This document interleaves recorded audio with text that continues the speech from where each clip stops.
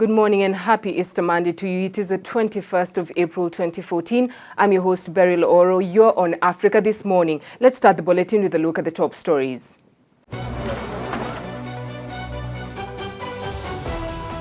Pakistan road accident. Deadly accident claims at least 39 lives as a van collides with an oil tanker.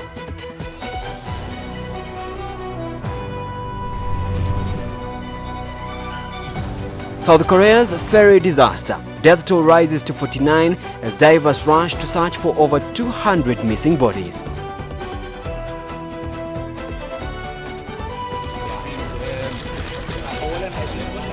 Egypt's presidential election. The race gains momentum as leftist Hamdin Sabahi submits the document required to run. Someone should not really sleep on their jobs, because Kenya's fresh registration of persons. Opposition party threatens to block the registration, calling it a cartel to rig 2017 polls.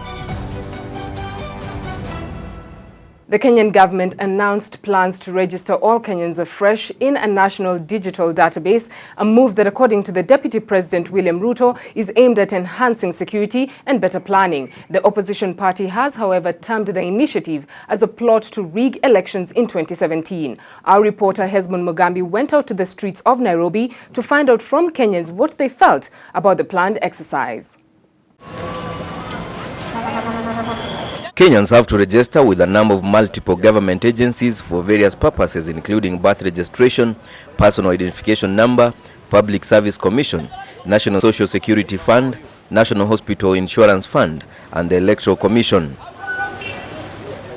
The government says the move will bring efficiency to planning. I don't think it's the best thing, because already Kenyans are registered, and then if for the guys who attain 18 years, there's a proper mechanism that's already in place to ensure that everyone who attains the age of 18 is registered and is in the is in the country's database. In the wake of increased terror attacks that have been blamed on Al-Shabaab members in Kenya, some people believe it's an efficient measure to curb insecurity. For me particularly, I can say it's a very good for the security purposes, especially we as the youth. If we can register and we can show ourselves that we are truly Kenyan, that can make us to be identified everywhere you go. Because the more people they are interfering into our country, the more insecurities comes. I don't really think it's very effective when it comes to security issues. I just think that if the ongoing problems in the country, people or someone should not really sleep on their jobs, because the people who are in the country illegally, there's a way they found themselves in the country. And how did that happen? It is still the failure of the security mechanisms. They bribed someone to be in the country. The Kenyan government has been widely criticized over a recent crackdown that has seen a number of Kenyans of Somali origin arrested for not having identification cards. Situation in the country, the people who moved from maybe Somalia or any other country, I think it should be done that way. That's the correct move. CORD, which is the official opposition, has criticized the move, saying it's a calculated move to rig the 2017 general elections. Me, I don't like it. Why do they want to change to register fresh again? Yeah, what is the reason? Me, I'm thinking maybe they do it because of the election of 2017. For Ebru Africa News, I'm Hesbon Mugambi. To North Africa, Egyptian leftist Hamdin Sabahi on Saturday submitted the documents required to run for next month's presidential elections, in which he's likely to be the only rival to former army chief Abdel Fattah al-Sisi. Sabahi is currently Sisi's only challenger after lawyer Motada Mansour announced he was withdrawing his candidacy. Sabahi expressed optimism of winning the presidential election. We will win with the blessings of God, the will of our people, the effort of our young people, the blessings of our martyrs and injured, and with our noble dream about an Egypt we deserve. Sabahi has surpassed the 25,000 signatures from citizen supporters required to officially register his candidacy. He gathered 31,100 signatures from 17 provinces according to his campaign team.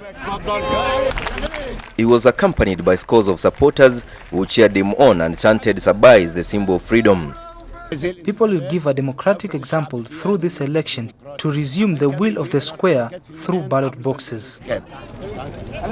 A long-time opposition figure jailed during the rule of strongman Hosni Mubarak and his predecessor Anwar Sadat, Sabai came in third in Egypt's first free presidential election in 2012.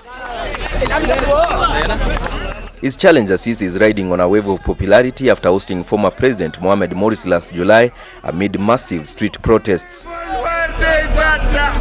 Controversial lawyer Motada Mansour announced he was withdrawing from the presidential race and would support Sisi's candidacy. Sisi officially submitted his bid for the presidency on Monday, with his lawyer handing over the required documents.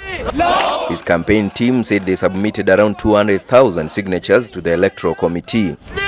The Electoral Commission is to announce the final field of candidates on May 2nd, and official campaigning starts a day later. To Nepal, search teams recovered a 13th body on Saturday from the snow and ice covering a dangerous climbing pass on Mount Everest, where an avalanche a day earlier swept over a group of Sherpa guides in the deadliest disaster on the world's highest peak. The bodies of some of the Sherpas killed were handed over to the families as the search for the missing continues. They wait outside a morgue to take their loved ones home. At least 13 Sherpas died in an ice avalanche that swept the lower slopes of Mount Everest in the deadliest accident ever on the world's highest mountain. The search goes on with 3 still missing. Many also work as Sherpas, and they want the season to end now. With yesterday's huge avalanche, in my opinion, I would feel better if all the expeditions for this year are canceled because 15 to 20 people have been killed. It would be in respect for them. If all the climbing Sherpas were to do this, it would solve the problem. Plus, the Nepal government should try to convince the expedition team and trekking teams as well. The Sherpas were caught in an ice slide as they were carrying equipment from base camp to Camp 1. Witnesses said house-sized ice blocks came tumbling down in the first major avalanche of this year's climbing season. Everest has been scaled by more than 4,000 climbers. About 250 have died on the mountain, which is on the border between Nepal and the Chinese region of Tibet and can be climbed from both sides. The official and confirmed death toll in South Korea's ferry disaster rose to 49 early Sunday after search teams looking for those still missing brought more bodies to the shore. At least 200 persons, mostly school students, are still unaccounted for in this tragedy that has been described as South Korea's worst maritime disaster in 21 years. A South Korean Coast Guard ship carries to shore more bodies from the capsized ferry and the end of hope for waiting relatives. By Sunday, the number of confirmed dead had risen to at least 49. What's been referred to as a rescue operation now appears a grim search for more than 200 mostly school students, still unaccounted for after Wednesday's ferry capsize. Distraught relatives struggled with police as they tried to reach the presidential Blue House in Seoul to complain about the speed of the recovery operation. Take out my child, please. I've heard they're all dead. Bring me the body so that I can see the face and hug my child. What am I going to do? They're probably dead already.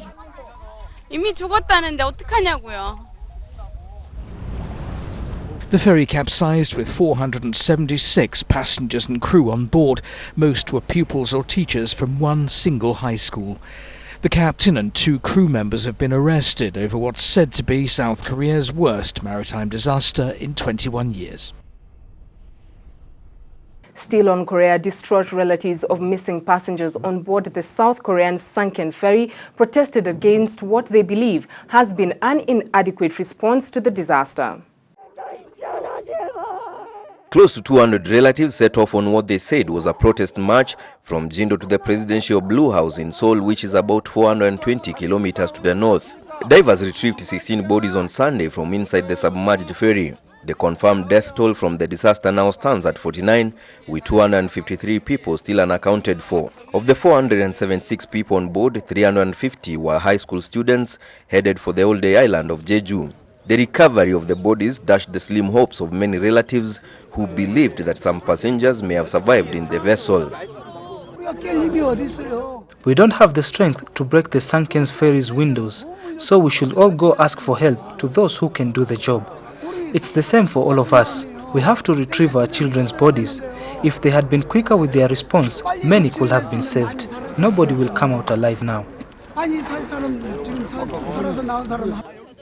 The ferry capsized 4 days ago with hundreds of children on board, opening a grim new chapter in the search and recovery process. The emergency operation seems to be transitioning from one of rescue to recovery, and many relatives have provided DNA samples to facilitate identification.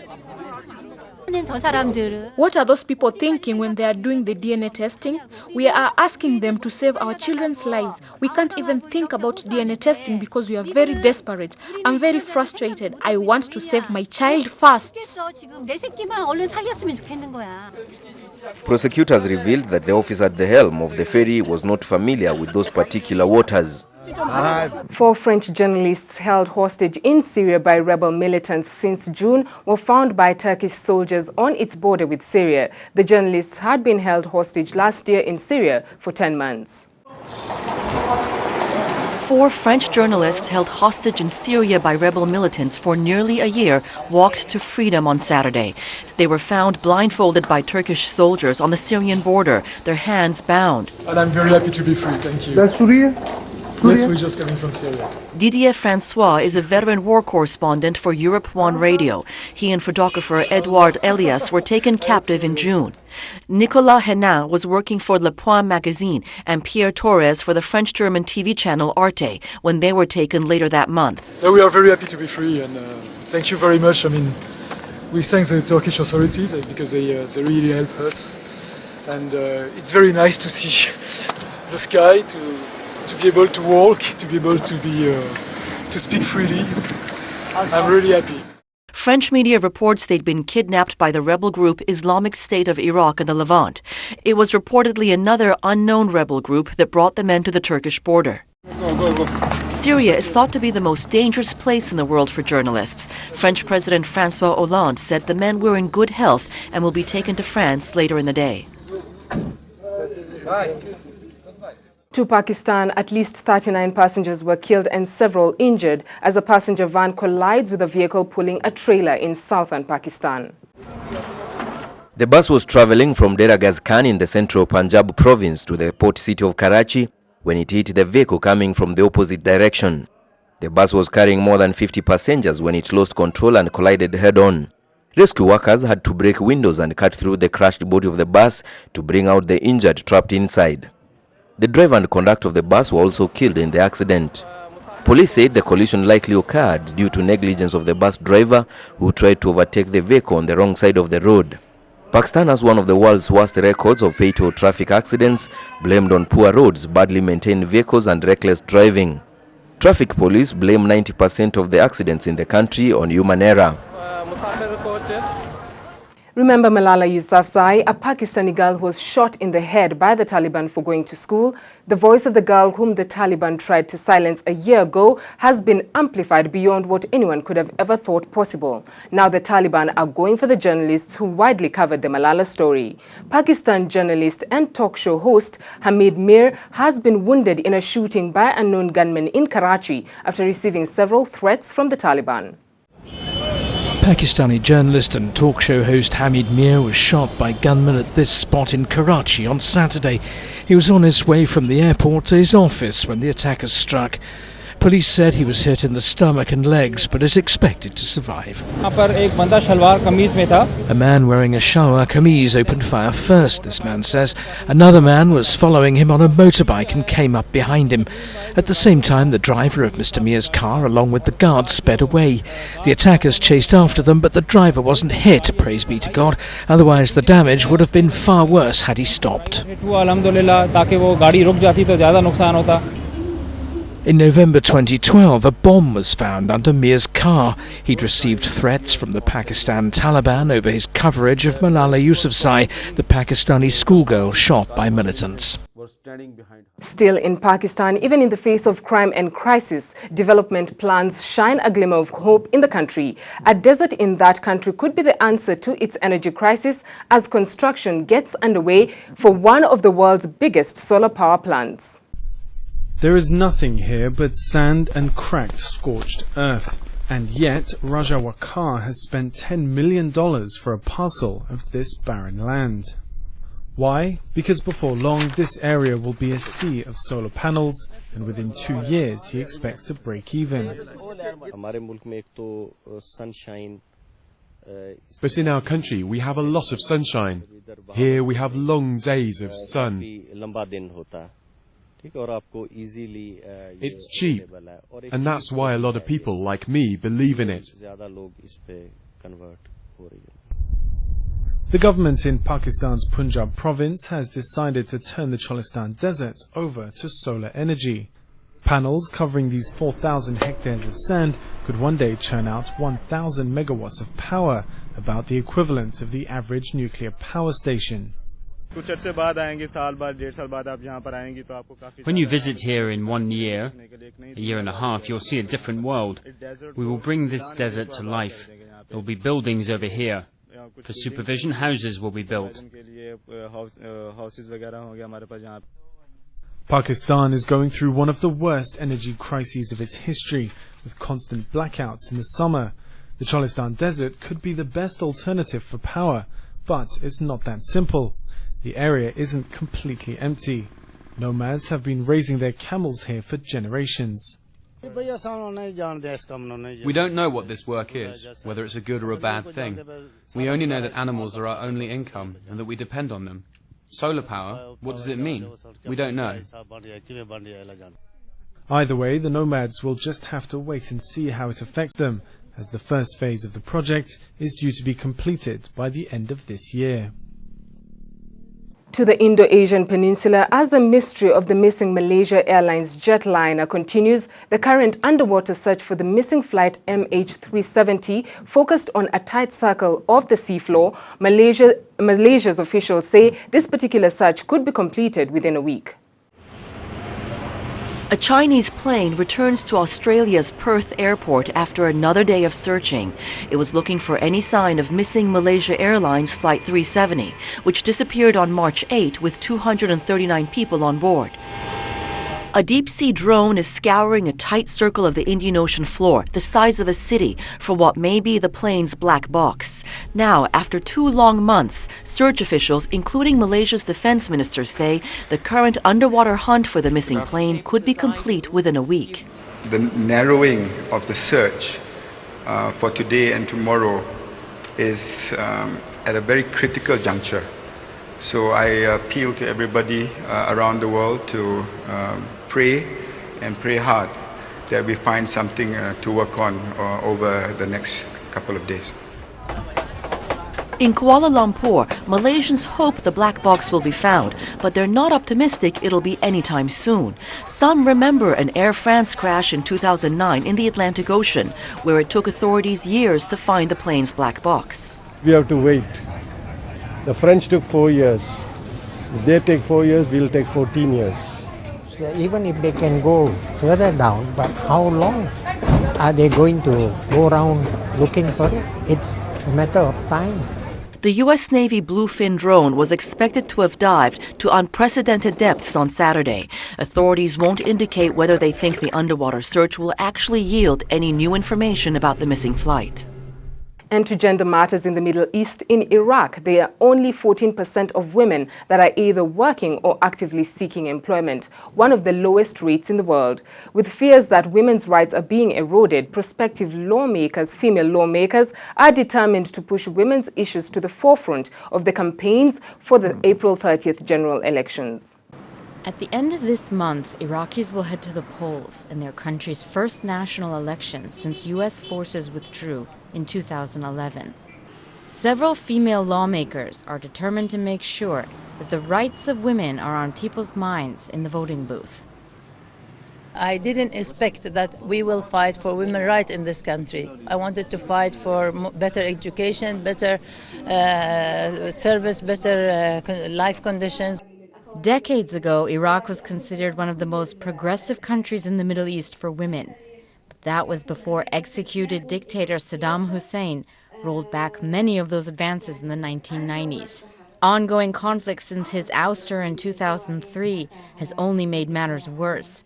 Today, more than a quarter of Iraqi women over the age of 12 are illiterate, and only 14% of women are either working or actively seeking employment, one of the lowest rates in the world. A serious issue because it affects women's financial independence, and without financial independence, women have very few choices in their lives. Ruqayya Al-Tayyi is a women's rights activist from Baghdad who is campaigning for a position in parliament. Getting women out to vote is key to her platform. A law tabled to be voted on in parliament would allow girls to marry before the age of 9 and would require a wife to have sex with her husband whenever he demands it, among other restrictions. Ruqayya sees the greater participation of women in politics as a way to change the process. But even with Iraq's constitution requiring that a quarter of all lawmakers be female, mobilizing women voters is an uphill battle. I'm focusing on women in my campaign, and when I'm traveling around, I'm trying to make women understand the importance of voting in order to get their rights. In what is still a male-dominated society, female representatives like Ruqayya are a good chance to push women's issues to the fore and restore what was once greater gender parity in Iraq. And with that, we come to the end of the bulletin on Africa This Morning this Easter Monday. Let's take a look at the conversations you're engaging in on our social media platform on our segment On Trend.